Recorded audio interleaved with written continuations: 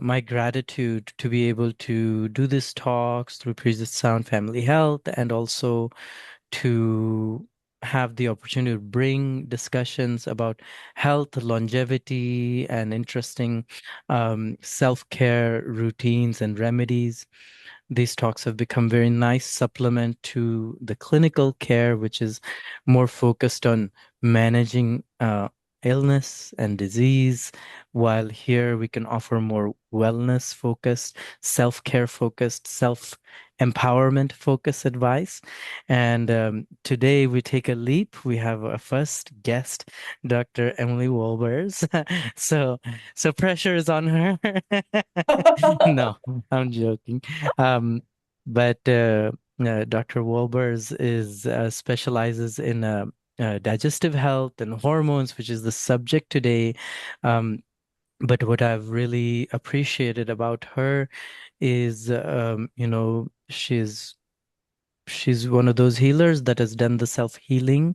And so you can really feel the embodiment of the knowledge, the wisdom about the subject. And it's really nice that she has that first-hand experience. I've found in my own case, everything that I've healed, all of the humility I've gained through the process of healing allows me to meet people where they are and really understand their experience in a more deeper, more empathic way than just, being bound to the books and bound to the labs. Um, and so while we will be talking cases and how healing happens in our care, and labs will be there, it is also, you can hear kind of how people are seen in this work and how people are supported in this work. So thank you, Dr. Emily, for joining.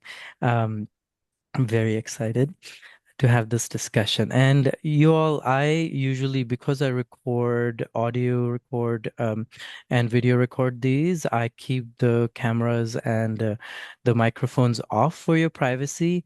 If you chat, that's the best way to send questions. If chat is not the best way for you, you can raise your hand, unmute yourself and say hi, and just ask a question, and we can keep it a small family discussion, as it is, as it always is today, with these talks. So thank you so much. Um, I want to jump into the subject if nobody has questions or technical difficulties at this time. Um, Anything, Dr. Wolbers, that you want to say to introduce our subject?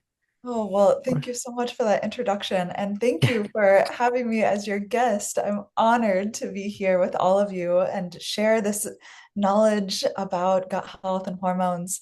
And Dr. Anup is a wealth of knowledge in terms of Ayurveda and looking at whole systems. And I'm just so thankful to have this opportunity to talk together. thank you. All right, I'll share this presentation. Um, Again, everyone, if you ever have any concerns, put it in the chat. We want you to have a good experience. Okay, so of course, we'll be talking about the relationship between the gut and hormones. And for me, as an Ayurvedic practitioner, I've always seen people with chronic issues, complex issues, issues with no diagnosis, issues with no lab problems, just suffering is there. What to do? And so Ayurveda is a nice medicine to look at the subjective experience, understand the physiology through your symptoms and your rhythms of your symptoms and rhythms of your disease or suffering, basically. And in turn, learning how to balance the physiology um, uh, without even being able to diagnose, sometimes name the disease. In a medical field, a lot of times that's the end of the line. Um, you know, and this is the reason why I feel a lot of times women are underserved, because while there are a lot of things that affect women's hormones in our society, hormonal imbalances, can't be named into like a disease where you can suppress and help the body get back to normal function, but rather often it is suppressing the normal function that gives relief in conventional medicine. Whereas in natural medicine, the aim is to help the body figure its way out. And so for me, with the gut, I've worked with the gut a lot in my experience. And as I've worked through the gut in Ayurveda, we kind of follow a particular line of approach. One is look at the site of the problem. Even in the gut, we'll divide between the upper GI, the middle GI, the lower GI, the liver, but also we look at the metabolic system at the tissue level, the organ level. So when we talk about which system is affected, we're looking at where the root of that problem is. And once we understand this root, then we try to cleanse that system, getting rid of the unhealthy physiology, and in turn, then giving us a chance to reset the system into a normal functioning physiology. We do this because in Ayurveda, we don't look at by the name, like I said, we look at how the physiology is functioning. And so the aim, the what happens in disease is the imbalance burdens the physiology with dysregulated function, over functioning, under functioning, these kinds of changes. Once we understand the location, cleansing that location allows to create like a quietness, which is kind of like quieting a space in order to then be able to affect the energy, affect the flow of that. So that is a very important thing in Ayurveda, that cleansing process. Then it is the rejuvenation and regulation process. Any disease, digestive or otherwise, goes through this process to some degree. And today we're going to talk about the rejuvenation, the regulation, and the longevity of our lives when we speak about hormones. This last step of Ayurvedic healing is always focused on how to become a whole person, how to become a self-sufficient, functioning physiological system, as well as an individual. Um, and so hormones are very much involved in this part of the process. So, in my experience, this is what I was kind of using hormones as part of my work, not a lot of women's health when I started out my work. Um, and here's an example of this kind of hormonal presence and function. The way I describe it, hormones help to harmonize the body's functionality. It may not be exactly how it is, but it's a nice way to visualize how a whole system that could, each organ could go in its own direction of needing resources, using up energy, using up basically micronutrients and all this stuff, and go in its own direction, but is all coordinated, harmonized, functions in balance with each other through the work of balanced, healthy hormones. And so, underlying the subject of, menstruation, underlying the subject of, uh, you know, menopausal transition, it is this um, a longevity giving system, this vitality giving system of hormones. And so this is, what we focus on in Ayurveda when we try to heal any kind of disease, is to get to a place where we can then harness the effect of the hormones to rejuvenate the system and function as a new whole system. All right. So, long story short, for today's subject, right? We're focused on estrogens and progesterone. And again, in my early nascent career, of course, as it is with natural medicine, I was mostly seeing women, and I was helping them with gut, helping them with joints, helping them with all kinds of problems. And always will go through the cleansing process, will come back to these two hormones, helping them with the bones, helping them with the cardiovascular health, helping them with their brain, helping them with their memories, their anxiety, their skin, their whatever. right, will be coming back to these hormones. No, I was not too much thinking about sexual health.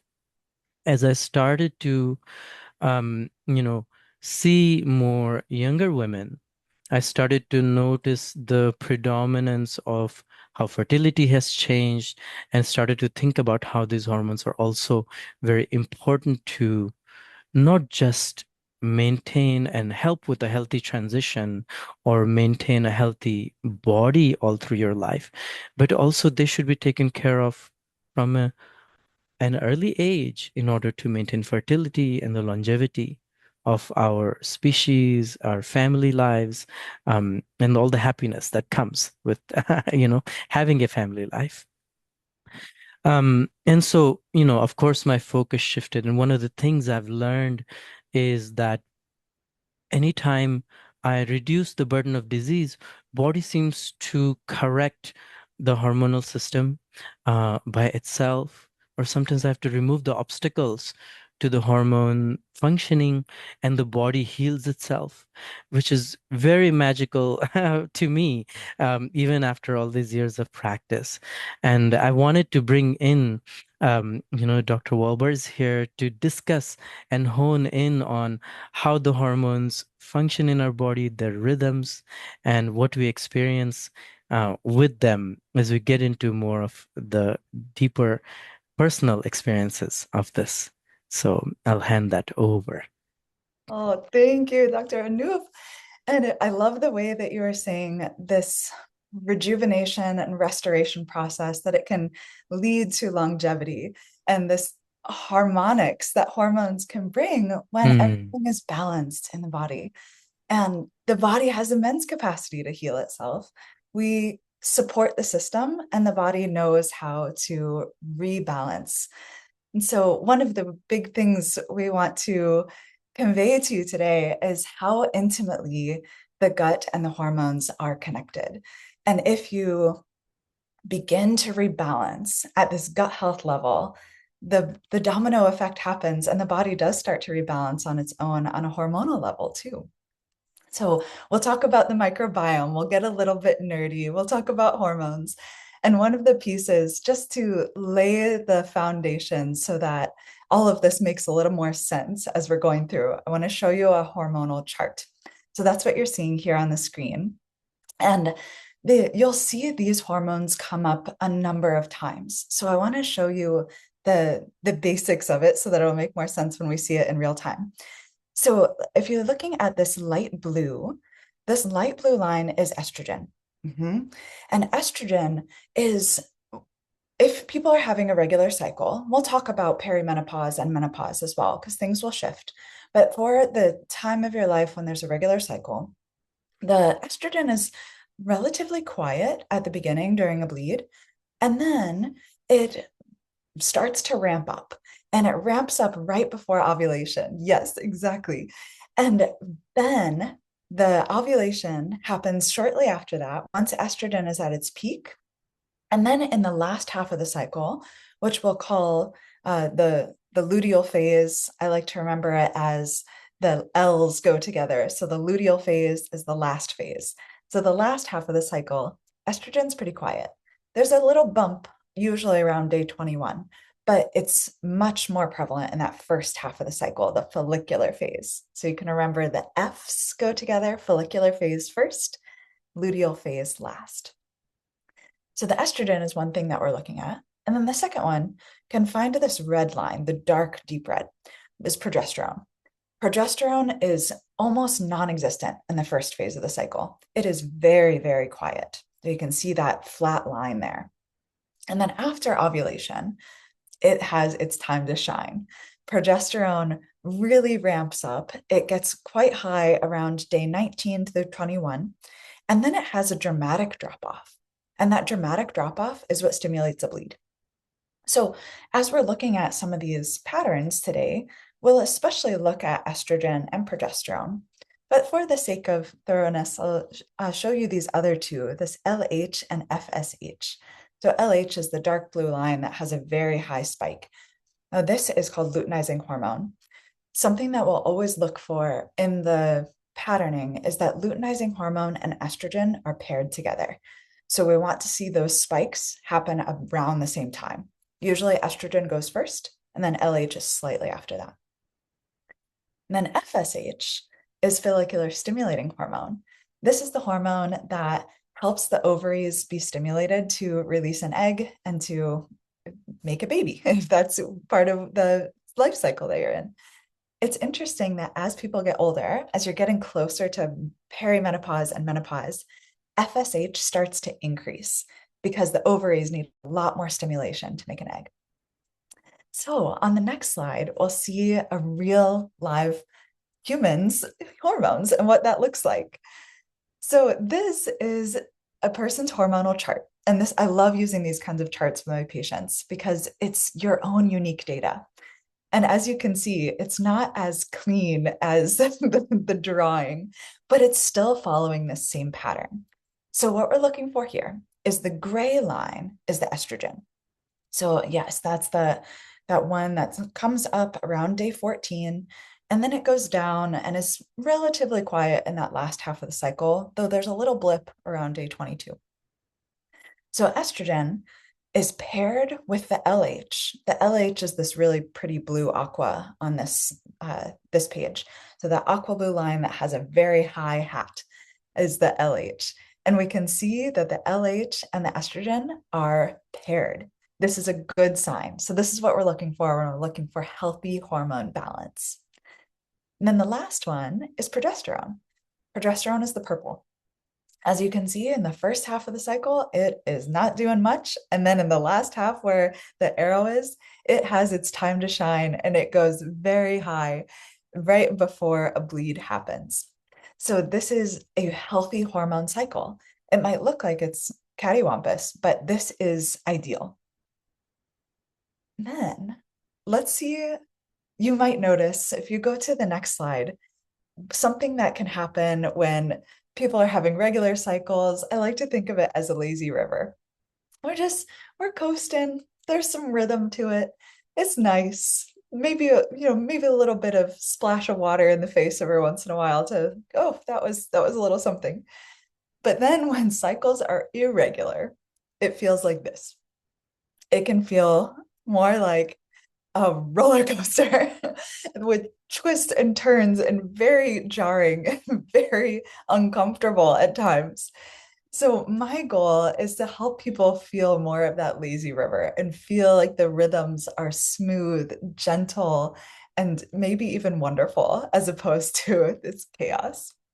So, one thing before I head it back over to Dr. Anoop is talking about how the body regulates these hormones through the gut. And there's something called the estrobolome. Now, some of you might have heard this already, but we'll talk a bit about the microbiome. The microbiome being all of these bacteria, these viruses, yeast, things that are in and on us. It's on our skin, it's in our digestive system, it's in the genitals, it's in the nose. The microbiome actually takes up about 3 to 5 pounds of a human body, which is incredible to me. So these bugs have a lot of power, even though they're so small. And the estrobolome is how the body regulates estrogen through the microbiome. So we'll talk about that as we get into some of these hormones. But I want to highlight this for you that to get from to get from a roller coaster ride to get to a lazy river, a lot of it comes down to the estrobolome and supporting the gut and the microbiome. Thank you. Yes, that was a very good description, and uh, it brings me into one of the cases I want to bring to our discussion today. Um, uh, you know, I wanted to go into a case more to kind of illustrate um, the relationship between gut and hormones, and this is a more recent case, so this is more like a good learning case. There are more chaotic cases in my past when I was still learning this relationship. Um, but this is a 20-year-old female. She's not thinking about fertility at this time. She's actually thinking about getting married, but she's concerned about it. Mostly this concern comes up because her cycles can be quite disruptive for her life. Emotionally, she feels extremely anxious. All of her fears and stresses are aggravated. All of her sensitivities are greater. And it's not just like a few days or a week, but entire 2 weeks, of the second half of her cycle before her period starts. Um, However, this patient came to me because she was looking for digestive help. She was alternating between constipation and loose stools, which is a common pattern of kind of irritable bowel syndrome. She was having loose stools, especially related to stress, anxiety, and in her premenstrual weeks. However, her normal tendency is towards constipation. So that's kind of the way she moves. And her appetite turns pretty low because of her anxiety. Otherwise, it's okay. So it's variable appetite. And then energy levels are moderate, again, dipping as the symptoms flare with bloating, etc.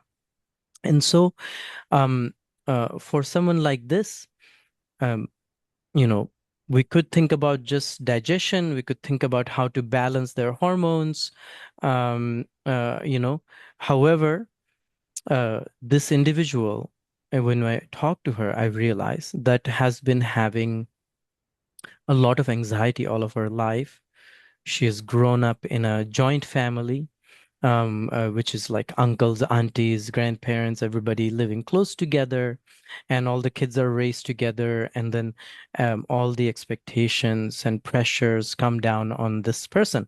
She's also happens to be from India or half Indian, and so that side of the family she feels a lot more at odds with being a American a young person and or American Indian young person. And so there's this existential crisis that kind of is with her all the time because she's extremely empathic, deeply sensitive, loving towards her family. She wants to make them happy, anything she does, but her own personal life is in conflict with their culture, their way of being. And so she lives in this conflict and no foundation, always feeling, how will they judge me? Will they kick me out of the family? All this stuff. So she's in a crisis of growing up as a young person, I would say, that we may have all gone through to some degree. And it was first to me about gaining her trust in that space is to kind of help her to understand the context of her physiology and how it is being affected by this constant anxiousness, this instability, insecure attachment with her family, all these things. Now we cannot change those things. And so what we try to do is make our physiology resilient to the stress. Once our physiology is a bit more resilient to stress, that gives us space to then also build the gut's resilience to the stress. Now, here's the healing goals basically for this individual. It is to reduce the anxious physiology, which is control the cortisol metabolism, enhance GABA production, improve digestion, giving her digestive bitters before desired meals, regulate the rhythm of her motility, bowel motility, sleep aids so she can sleep better and have regular cleansing and elimination in the morning, and then improve resilience of the digestive system to emotions. That's the kind of long-term goal.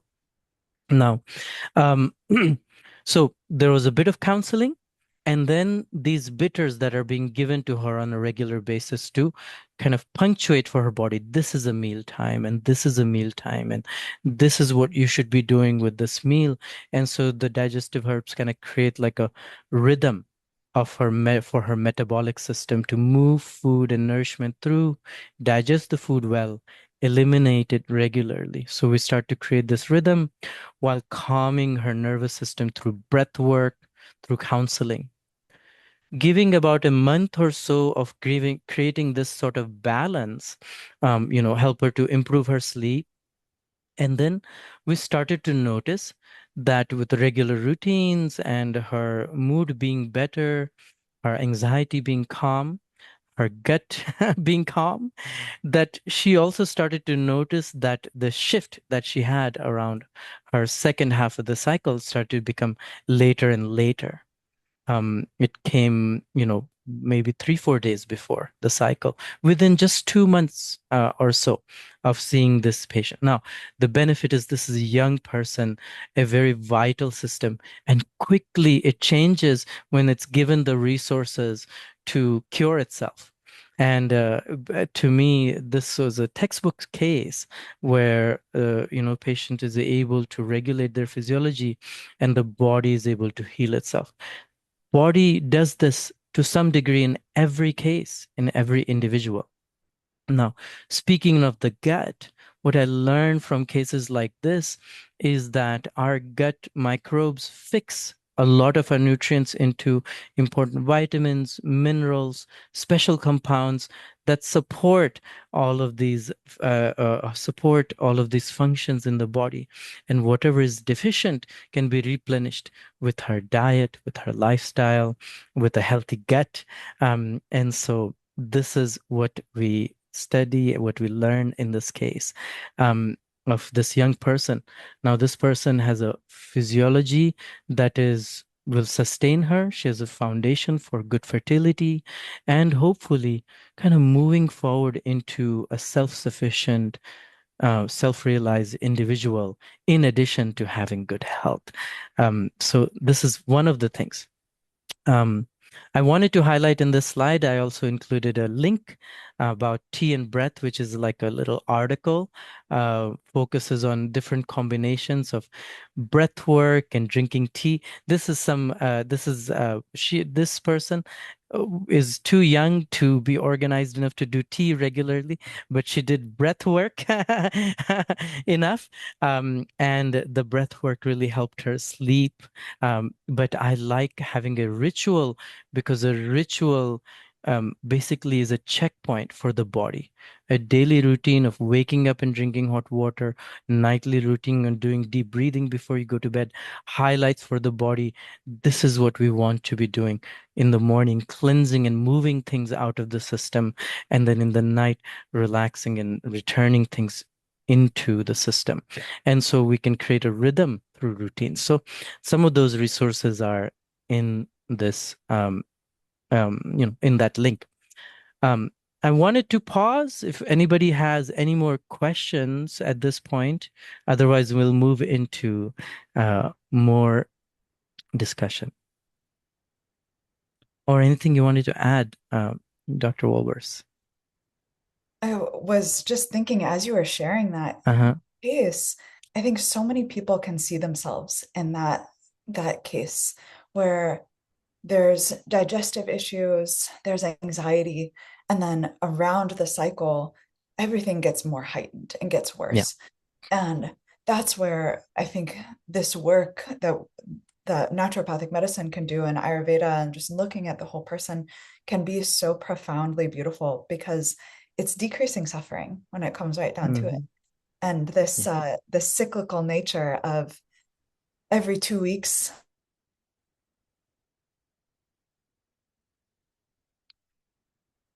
Uh-oh. Everyone, we were afraid of this. I think it was a good time to pause. It looked like my internet started doing a dance. Could you hear Okay. that? No, so every 2 weeks you said something. Oh, yes. So out of every month, with 2 weeks out of every month being this increased suffering, this intensity of symptoms, I think that that's where a lot of naturopathic medicine and Ayurvedic medicine and just looking at the whole person and whole systems becomes so profoundly beautiful to decrease suffering and help people feel more like themselves again. Hmm. Yeah. So, um, uh, just to paint a picture, what we like to kind of bring in Ayurveda and how I like to visualize healing, which hormones those charts that Dr. Wolber is describing really shows that rhythm on the 28-day cycle.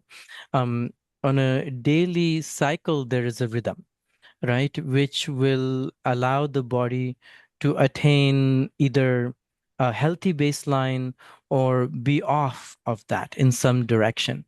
And that's what translates to how the hormones, estrogens and progesterones, are working and functioning those days.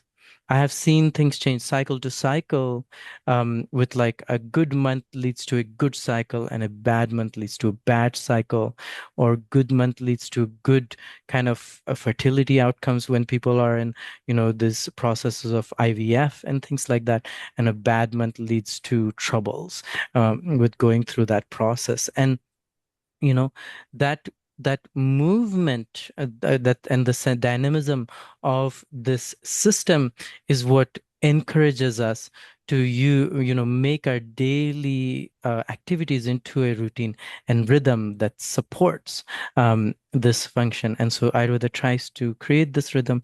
Naturopathic medicine tries to create this rhythm with what we try to prescribe or routines we try to give. So let's get into this next case. Go ahead, Dr. Wolbers. Thanks. And this is just an example of what this can look like in the body. So we're seeing, coming back to these hormone curves, estrogen is the gray line, and we're seeing that estrogen in this person, this is a 49-year-old woman, so she's getting more into like perimenopause time, and we're seeing that her estrogen is just high all the time. It goes down a little bit, but there's really not much curve here. Oh, Oh, um, sorry. oh, no worries. This is There actually we go. perfect timing because I think it's interesting to see the data. I'm such a nerd when it comes to data, so I love seeing it. And it helps me to help people when I can really see what's going on in the body. But for you all listening, okay, I'm sure you want to know, what does this feel like in the body? So I thought it'd be fun to do a little quiz. And we can stop the screen share and I'll ask you some questions. And I'd love for you to reflect on your past 30 days, your past 30 days on if you've had any of these symptoms. And so I'll give you a moment to grab a pad of paper and a pen, or you can use your phone just to mark little tallies on if some of these symptoms have come up. And I'm seeing some things in the chat, which I love that you're hungry for perimenopause information. And I'm so glad that we're getting to talk more about this. And actually, in about probably 5 minutes, we're going to be talking more about perimenopause and menopause. Yeah.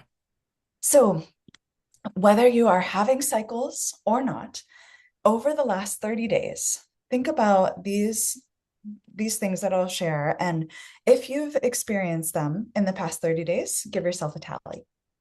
So, first one is any breast tenderness or swelling. For those of you having cycles, heavy or prolonged bleeding. So, really heavy periods or periods that last more than 5 to 7 days. Irregular cycles or early ovulation. And then the rest of these are more whether you're cycling or not. And especially if you're using an IUD or birth control pills, like these can be interesting symptoms to note too. Having migraines or headaches, having mood swings or irritability, feeling just a little bit sensitive emotionally, having any kind of bloating or fluid retention, just kind of feeling boggy. This can be in your belly, it can be in your face, just feeling like, oh, something's not quite as less inflamed as it used to be, or maybe it feels more inflamed than it used to. Disruption in your sleep. For those of you that are having cycles, especially right before a bleed, if you're having trouble sleeping. In that same vein, any PMS symptoms or PMDD, so feeling very low mood right before a bleed. Last couple ones are fibroids or endometriosis, nausea or heightened smell sensitivity. This one's interesting. If you're partnered, if you notice that there are some times during the month where you really don't like the smell of your partner, like just get away from me. Give yourself a tally if you've been noticing that. And then the last one is exactly like Dr. Anup said, any cyclical anxiety or agitation.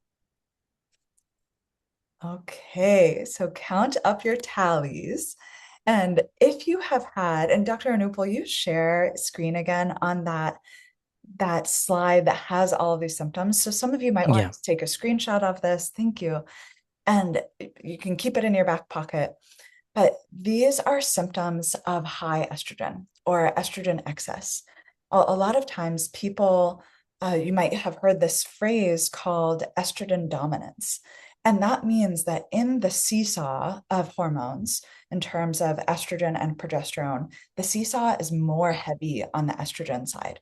And what we're really hoping for is balance and rejuvenation. So if you've had three or more of these symptoms in the past 30 days, that might be an interesting thing to explore in terms of the gut and estrogen balance. And one other piece that I wanted to share with you about the microbiome and estrogen, and this is for all of us who, men included, this is something that is so fascinating to see in the microbiome shifts. There's something called beta glucuronidase. Now, Hmm. beta glucuronidase is an enzyme, and I like to think of it as like the dumpster divers, because estrogen for all people, estrogen is used throughout the body systems, and then the liver is responsible for getting rid of excess estrogen. It does something called conjugates it so that it says, we're done using this. The liver is taking it over, and then the liver puts it into the intestines so that we can basically excrete it out. Now, the beta glucuronidase, the dumpster divers, are constantly looking through the intestines to see, ooh, is there any junk estrogen that I want to take home? And that's exactly what it does. So it scours the intestines for junk estrogen that it wants to gobble up, and then it puts it back into the system. So beta glucuronidase, it's not a bad thing. We all need it. However, if beta glucuronidase is too high, that means it's constantly recycling estrogen and putting estrogen that was sent to the dump, putting it back into production. So that can be something that causes estrogen to be too high and cause this estrogen dominance. So I'm always looking at that when I'm helping people with the gut hormone relationship of what's going on in the microbiome? What's going on with the beta glucuronidase? Is it too active? Are there too many dumpster divers that are putting this estrogen back in recycling? And then a fun fact that I'll share with you once we get into the next screen, because this is such a great question about perimenopause, is what happens in the microbiome when people are shifting from fertility years to perimenopause to menopause. There's a classic shift that we see. And this slide is why I find it to be so important to do individualized testing, because this is a 45-year-old female. So she's about in perimenopause as well. You can kind of see, though the numbers are a bit small, you can kind of see on the bottom how long her cycle days are. Oh, that's perfect. Thank you. So that the numbers at the top that are not in the gray, those are the date. So we're looking at late August, early September, but the numbers on the top, you can tell that her cycles are pretty long. So this is a 48-day cycle, which is honestly quite common in perimenopause as things are starting to have more of that roller coaster like look. But if this person went into a lab to get her hormones tested, and she went in on day 10 of her cycle, you can see in the first half of the cycle, estrogen is low. Somebody might have said, oh, you're in menopause because your estrogen is so low, or you're about to be in menopause because your estrogen is so low. But then looking in the second half of the cycle, if we looked on day 40, her estrogen is very high. And so this is what can happen as the body is shifting and the body is finding its new sense of rhythm and normalcy. Is It's not a data point in time. It's not a single day test that we can look and have all the answers. It's really important to take a wide lens and see what's going on a day-to-day basis so that we can support the body's rhythm and vitality. Well, Anoop, I'll take Yeah. it back to you. Doctor, Yeah. excited to hear Well, your piece. um, I wanna bring a couple of things. First off, that 29-year-old we saw with the estrogen excess and all the symptoms associated with that would become this 45-year-old with Mm. these same problems, right? If we don't address it in earlier ages. And someone in the chat actually mentioned that. I wish I knew this many years ago. The thing is, and then this is what Ayurveda kind of calls constitutional medicine, right? We have a certain types of physiology from birth, and so we have certain types of certain patterns of imbalances throughout our lives. And so if you were that 29-year-old when you were 29, that means your patterning is likely to be similar in this way at this age, right? And so your history actually teaches us, even if you are not that age. And so I wanted to bring that case to more like highlight how um, these cycles are can be taken care of and help to create good foundation for the daughters and the young women that are in the out there in the world right now, that that women in the perimenopausal age might not have known 10, 20 years ago. So I wanted to bring that case, and going into the perimenopause aspect of it, I do find things shift in a way that for me as a guy, it took a little bit of a learning curve, and so I'm going to share a case of that as well. But I wanted to highlight this Mira data. Now, we're not trying to sell products. I don't get anything from this. I got introduced to this kind of chart from a patient of mine who was going through IVF and was having those month-to-month shifts in her cycle, and how this, you know, even though I know her subjective symptoms, they shift so much because the system is so dynamic, also because of her age, which is 44. This helped me to nail down what happened to this cycle versus the last cycle so much more precisely.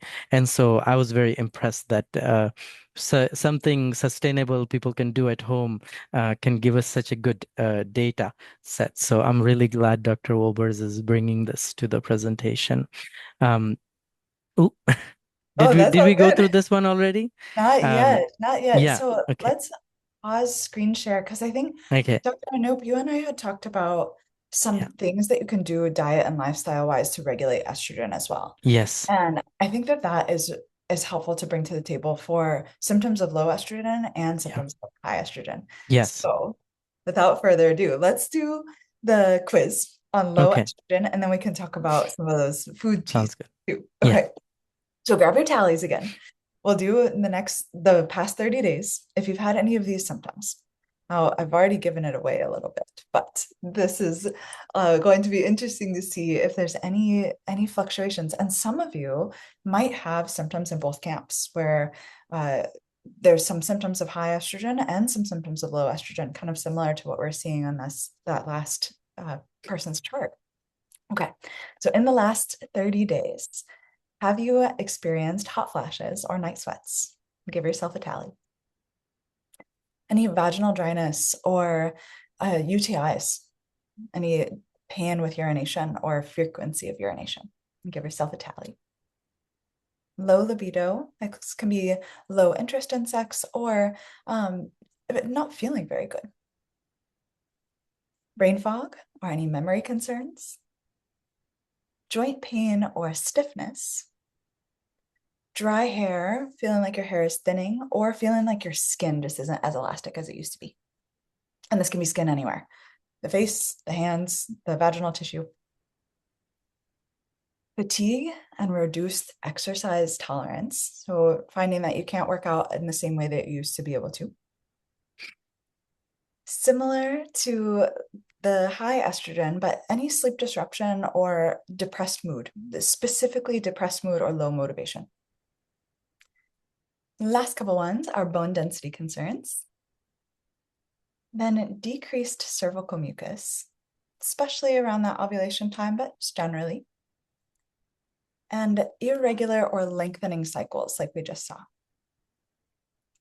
Okay, so over the past 30 days, let's come back to that screen share so that people can see. You can take a screenshot of it. If you've had 3 or more of these symptoms, that is more likely a sign of low estrogen. And this is quite common in that perimenopause transition, or when people are in menopause, or if sometimes people might be having cycles, like they might be having a bleed every month, but they're not having ovulation. So maybe sometimes people are having trouble getting pregnant. Thank you for this in the chat. There's some numbers that are coming in. An 8 out of the month is really good information. And so there's wonderful things that we can do lifestyle wise, food wise, that can help the body regulate.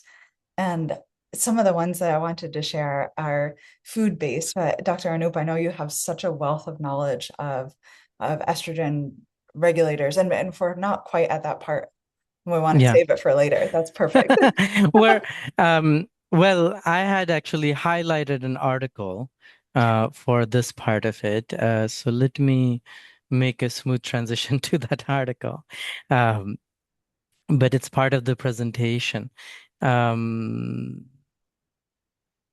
okay, so this is more of kind of the Ayurvedic perspective.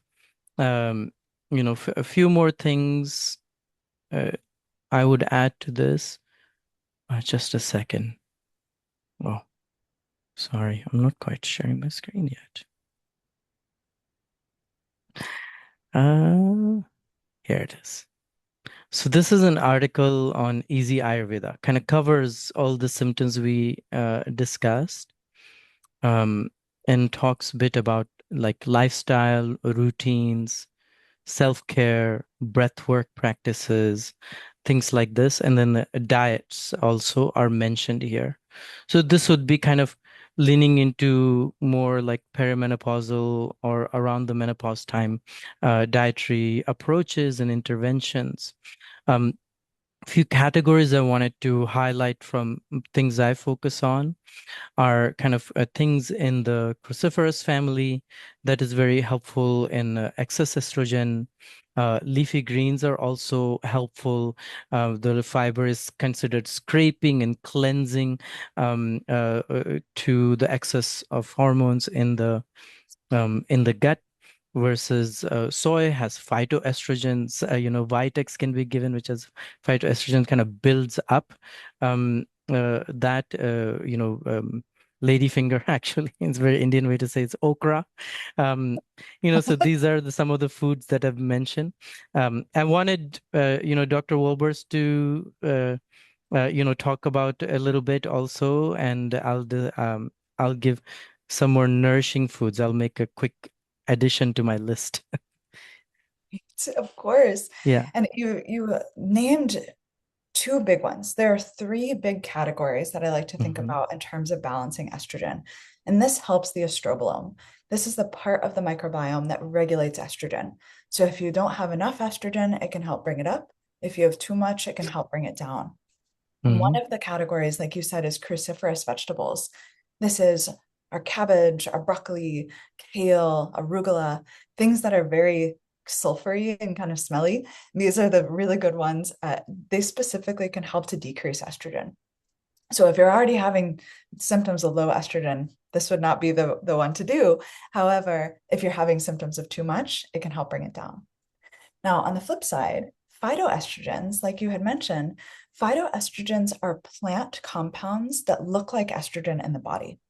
Now, this can be abundantly helpful because the body can use this as a signal and use this as food, as medicine to help regulate. So, soy, like this article mentioned, and like you mentioned, Dr. Anup, soy is a good one. Soy is something that I'm a bit mindful of because it can be very genetically modified. So if you're eating soy, Mm. make sure it's organic. And Yes. then if there's any history of estrogen dominant cancer, like breast cancer, cervical cancer, ovarian cancer, I'm a bit mindful of that too. Hmm. The research is actually conflicting on it. So it used to say absolutely no soy. However, now there's more curiosity that it might be okay, but it's something I'd recommend talking with your provider about. So soy is a good one. Ground flaxseed is another great one, and this one's a regulator as well. So specifically, the ground flaxseed can help to boost estrogen if it's too low, and it can decrease estrogen if it's too high. It's very intelligent in that way. And then the third category is prebiotic fibers. Prebiotic fibers, flaxseed is actually one of these, but these prebiotics serve as food for the microbiome, and that food specifically helps regulate estrogen. So it's this three-pronged approach of this wisdom the body has simply by giving the right foods like ground flaxseed, pomegranate seeds, artichokes. These are some great prebiotics that can help to regulate the estrobolome. And there's more information that we'll give you all after, our chat. First, at the end, we've got some resources to read a little bit more thoroughly, or I have a free assessment on my website. You can take that and see, well, where's my body needing more support right now? So we want to give you all of that good stuff Yeah, so that you can individualize this medicine to you. absolutely. Yes. And, also, we record and transcribe what we discuss here. So you'll get lists from that as well.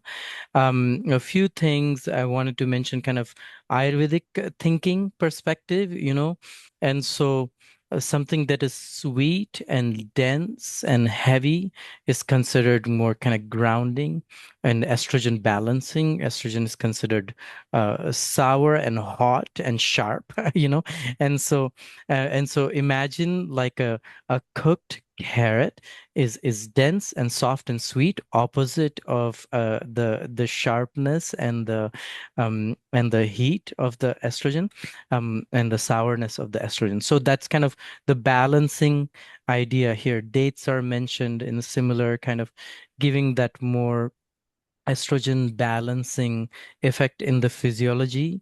One can say that, oh, these build up also progesterones in the body.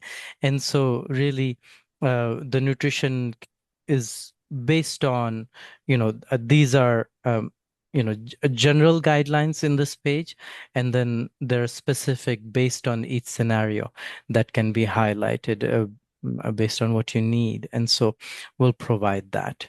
Okay. So let me go back to our other presentation. Um, so here I wanted to get into one more little learning opportunity case. So this is a client of mine. She's perimenopausal, very nearly, you know, kind of, she had about a 6 month break from her cycle. So she's getting to that place of being in a fully menopaused. And one of the things she came in with was this sharpening of her anxiety and disruption of her digestive function, um, that was especially related to more and more constipation, bloating, abdominal heaviness, and congestion. That has been happening for a couple of years. The the reason she thought, this is anxiety, this is digestive, because these problems had been occurring prior to her menstrual dysregulation had started. She had noticed, though, and this came up in our discussion, in our follow-ups, and I'll tell you why it came up in the follow-ups. But initially, we had both thought, okay, we'll treat the anxiety, we'll treat the digestive system like the 29-year-old, and then we'll be able to address the hormonal system. Um, However, um, uh, you know, um, m- the what I learned in this situation when I tried to treat the anxiety, or even actually first I wanted to help her with the digestive system while giving her the breathing routines and the tea and breath type of routines. Of course, the tea and breath routine helped with sleep, but did nothing to calm her digestion, her digestive symptoms. Actually, giving her digestives, bitters, laxative made her symptoms actually worse in this case. To me, this highlighted, oh, something is missing. Body is missing something that it would usually use to respond to my messages through these herbs. And so made me think back to this patient's case, or this patient, and talk to her about this. So basically, again, the healing goal was to reduce the predominance of her anxious physiology, which is what she brought. So we supported her sleep routine, sleep quality, which got better, but the anxiety didn't. It slightly got better, but not too much. Improve her digestive function. Digestive bitters has an opposite effect. Introduce something for bowel motility, but laxative had an opposite effect. And then improving her endogenous hormonal productivity is where we ended up going to. What I realized, I follow up with her, when I kind of doubted why things didn't go the way I had expected, was realizing that actually some of these symptoms of anxiety, the hypersensitivity she was experiencing, and related digestive dysfunction, was a preemptive sign for her, in her case, of hormonal disturbances. And I only learned this when we started to actually work with nervines that affect her hormonal system rather than nervines that calm her cortisol and her adrenaline. And so immediately, as soon as she had started these nervines, again, the learning process here is understanding the context. I realized no, digestive anxiety is secondary to the hormonal change. Then addressing the underlying dysregulation, kind of giving things that nourish estrogen, progesterone. In Ayurveda, the formulas are kind of these modulators. So they have estrogenic and progesterogenic herbs, and then we say body uses what it needs, basically.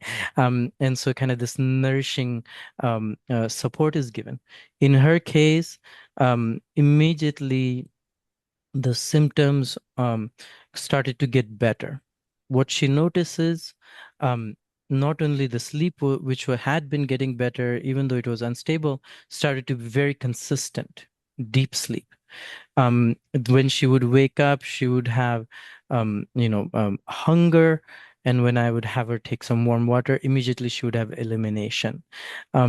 Her anxiety driving around or anxiety with interpersonal kind of discussions, all that calmed down, right? She's like, I feel like who I am, which is a 50-year-old woman, not a 24-year-old anxious, young person, right? And um, to me, this was a wonderful learning experience, learning case about how you know helping to replenish this deficit that happens with perimenopause can help to restore systems that seem beyond repair, or because body has this harmonizing and nourishing capacity through the hormones.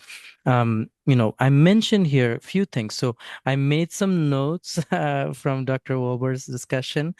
This is the article that I was pointing out. This is a breath and tea article again. For this patient, so breath and tea has three combinations. In the first combination, for the first patient, it was more the alternate nostril breathing and calming combination. For this patient, however, we gave the decongesting combination. And so some warming teas that will help her body to break down and digest and flush things out of her gut, like kind of help her to cleanse the gut, make her motility more regular. And then the breath work that allowed her to kind of break up more congestion, more stuckness in her system. As soon as everything started to flow in her system, everything started to get better. And so let us learn a little bit about what creates this flow in the body. I think the next case with Dr. Wolbers really speaks to that. Um, but I wanted to mention for her, in my case, the long-term support is, herbs like shatavari, ashwagandha, nirgundi. These are herbs that kind of support with phytoprogesterone, phytoestrogens, plant hormones, and can help the body to make up the difference to some degree. They don't work for everyone. Sometimes we give hormone replacement, but as much as possible, these give people that foundation and maintenance. And in her case, because the tendency is to go towards constipation, in that imbalance, we continue with a trifle tea, which is like a gentle laxative and a digestive. So this is the case, learning experience. Again, of course, these are cases I wanted to share because these have led for me to serve people better over the years. But these are the cases that really tell you how complex and dynamic hormonal health is. I want to hand over to Dr. Wolbers. Any comments on the last case, or you want to go into this one? Either one, we could go. Oh, it's beautiful. And I love hearing you bring the herbal medicine in. Hmm. And also, it's helping me realize I love hearing your pronunciation because you're saying it, the correct way. And I'm realizing I'm saying some of these herbs incorrectly. So, That's oh, okay. Don't worry about it. it's so beautiful, though. These herbal medicines that can be regulating for a Yeah. lifetime can be such nice allies. Hmm. Yeah. And the nice thing is like these are just roots, or these are, just stems and things like that. The powders of them can be put in hot water and drank just like food. And we use it as a maintenance, something that can be digested, so that it's not like forcing the body to do anything. Yeah. So please go on. It's beautiful, beautiful. Thank you. Okay, this is the last case, and we're going to bring it home with something that is prevalent in all age groups. This can be something where people are 18 years old and they might have these kinds of symptoms, and all the way to 70s year olds, they might have these kinds of symptoms. We'll talk about progesterone here. Progesterone, like we talked about earlier, is in the last phase, the luteal phase. So this is progesterone's time to shine. After day 14, if you're having a cycle, that's when it goes nice and high, and then it stimulates a bleed right away after it drops down. Oh, something I wanted to highlight here, yes, this spot where progesterone is high and then dramatically goes low. If people are having cycles and they're noticing every month, there's a day when you just feel like really sad or really just not like yourself, low motivation, oftentimes it can be not that your progesterone is too low, but that it went from a dramatic high to a dramatic low quite quickly. And this is a healthful thing. It's something very good for the body when you're having regular cycles. But I offer that as just a compassionate hug for your system, especially during that day or that time. Be really kind with yourself. Have all these nourishing foods that Dr. Anupa was talking about, and see if you can hold yourself with such tenderness, because that can be quite a drastic shift for the body and the nervous system. Hmm. So let's do one more quiz. Oops. Too far. And Okay. I'll stop oh, sharing. Yes, no, we no, can yeah, go this into is the perfect. quiz. This is perfect. And then I'll show you one more chart for those of you who are liking seeing the data on what this can look like in perimenopause, or excuse me, in menopause too. All right, so Mhm. grab your tallies. This is the final one, and we'll see how these fare. So, if over the past 30 days, especially if you're having cycles, if you've had any spotting before you start bleeding, so your bleed's about to happen, but you're getting little bits of brown blood on the toilet paper, or you're noticing brown blood before a bleed starts to happen. If you're noticing premenstrual mood changes, that can be interesting to note as well. So give yourself a tally if that's happened in the past 30 days. And any anxiety, any irritability, or any mood instability, it's feeling like it's fluctuating, give yourself a tally. Poor sleep, specifically difficulty staying asleep, give yourself a tally if that's been happening. Increased stress sensitivity, or something that normally doesn't bother you has really been getting on your nerves, or you find that your resilience isn't as high. Feeling wired but tired. So you're going through the day and you can make it through, but you could fall asleep at any moment. Any breast tenderness, typically premenstrually, but it can be just general. If in your history you've had trouble getting pregnant or trouble staying pregnant, infertility, especially if you're losing a baby in the first 12 weeks, give yourself a tally. This can be lifetime, not just 30 days.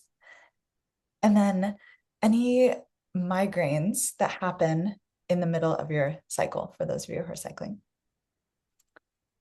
And then you'll notice there are some patterns here for the high estrogen pieces. And then these that we're going over are low progesterone.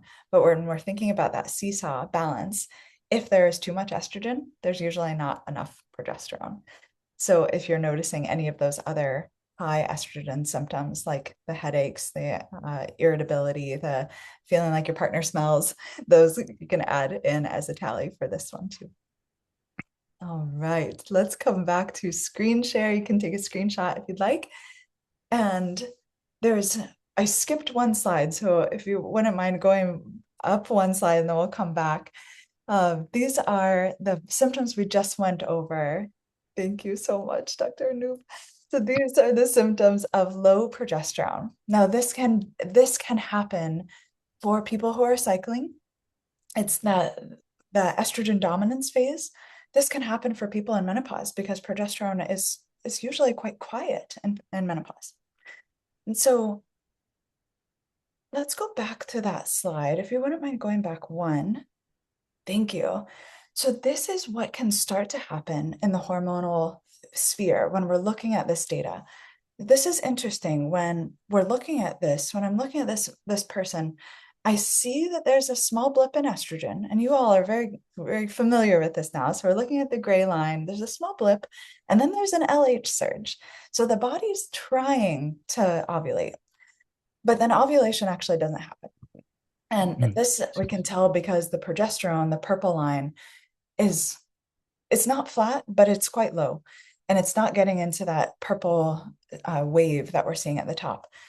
This is more so what we see in menopause. This day 22 to day 34, it's more like this. The hormones are there. They're absolutely there, but they're in less capacity. And this was the microbiome piece that I wanted to share with you that I find so interesting. So when we're looking at microbiome, if we were to look at a, a woman's microbiome in her 20s compared to a men's microbiome in their 20s, they would look completely different. There are more of those estrogen regulators in the female microbiome. We'd see perhaps more beta glucuronidase. So there is a drastic contrast. And then if we were to compare those same two people, when this person, the woman, is 64 compared to the men who's 64, their microbiome starts to look similar. And so with everybody, the microbiome shifts postmenopausally to be more in line with the men's microbiome, which is so fascinating to me. And why I find that we really do need to do this medicine as individualized medicine, because different chapters of life call for different needs. And this doesn't mean that when you're in postmenopause, you're a dude, but instead, your body has different needs, and the nourishment that it's asking for is drastically different than it was in mid 20s. So individualized medicine is the way to go, I think. And I my big goal for you today, and I know we'll tie everything up with a bow at the end, but my big goal for you today is I never want you to feel in the dark about your symptoms again, because there's so much information that we can glean on what is happening in this chapter of life, what's happening in this month, and how can we best support the body. Because you all have such this bright light to share, and when your light is bright, you're able to share it with more people. And that's what Dr. Anoop and I love to do, is to help you get your light back. There's one more really nerdy sciencey thing I want to share with you on these slides. But Dr. Anoop, I'm curious if you have any ads about the low progesterone piece or things that you've seen. Um, well, I had a few thoughts. Now I'm trying to pick one. Um, but basically, one thought I had was, it is surprising how often I see like women having like a cycle or two that comes back once we start nourishing the system in this way, which is always an interesting experience for them. To me, as a guy, it's like such a mechanistic thinking, so I gain empathy through my wife's experience. Which is also why I'm passionate about this work. But um, uh, you know, um, it's to me, I always think of like, oh wow, the vitality is coming back to the body, the youthfulness is coming back to the body. And always I find the body kind of cycles back to a new baseline. When we give the right kind of support and nourishment, because it is evolved to transition. It is evolved to be healthy, have a good, healthy life, longevity. And that's where the individualizing, right? I can organize the list as we had discussed around estrogen lowering, estrogen building, progesterone building, these lists of things. And as much as you can identify, you can also always support yourself with foods, right? Um, but a lot of times the clinical work happens where we have to kind of set a new rhythm in the body, and then the body is able to maintain. And so clients are able to they come in with symptoms, we correct the rhythm, and then they go with a new routine and a rhythm that they maintain, without needing to like take excessive amount and constantly thinking, oh, should I take this supplement for my migraine and that supplement for my energy, and that supplement for my things like this. It really reduces. So that's, I'm hoping that some value comes out for you all to see that, understanding yourself and then taking the specific advice is what will give you the most benefit. And then, of course, the diet, things that will share, the tea, things that will share, that you can correlate with the different symptoms, patterns, you can start to use right away for yourself and start to feel better right away. So that's exciting. And that's what I wanted to share about the kind of perimenopause and menopause phase. Yeah, please go ahead, doctor. Thank you. I feel like I'm opening up a secret present, but will you go to the next slide and we'll see what it is? Oh, this or this one. This is the Yeah, one. okay. Yes. Yeah. Okay, so what this is the nerdy piece that I was sharing with you about. Because I work with a lot of people in perimenopause and menopause. That is the majority of the people that I'm working with, probably 75%. And something that we're seeing in the clinic, my nurse April is phenomenal. She's a diabetes educator. And so she's very tuned into blood sugar. So as you can see on the left side of the screen, we're seeing some CGM data. That stands for continuous glucose monitoring. Now, this is why I'm finding it to be so interesting for people in perimenopause and menopause, because in a typical phase of a fertility cycle, we see that when estrogen is higher, so in that first phase, that follicular phase, when estrogen is higher, the body regulates blood sugar so much better. It has increased insulin sensitivity.